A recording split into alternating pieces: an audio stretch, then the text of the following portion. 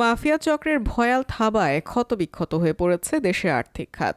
2 যুগেরও বেশি সময় ধরে ব্যাংক, বিমা, আর্থিক প্রতিষ্ঠান, পুঁজিবাজার সর্বত্র দেদারসে চলেছে লুটপাট।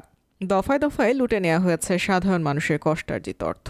প্রতিটি ক্ষেত্রে লুটপাটকারীদের চেহারা উন্মোচিত হলেও বলতে গেলে কোনো ব্যবস্থাই নেয়নি সরকার, কারণ তাদের প্রত্যেকেই ছিলেন ক্ষমতা কাঠামোর শক্তিশালী অংশীদার। বিপুল পরিমাণ খেলাপি ঋণের কারণে দীর্ঘকাল ধরেই দেশের ব্যাংকিং খাতের অবস্থা নাজুক হয়ে পড়েছিল। এই খাত সমস্যা মুক্ত করতে ঋণ আদায়ে খেলাপিদের বিরুদ্ধে কঠোর ব্যবস্থা নেওয়া জরুরি ছিল। তা না করে বিগত সরকার লুটপাটের বহুমুখী সুযোগ তৈরি করে। পুরনো ব্যাংকগুলোর দুর্বলতা দূর না করে নতুন নতুন ব্যাংকের লাইসেন্স দেওয়া হয়েছে।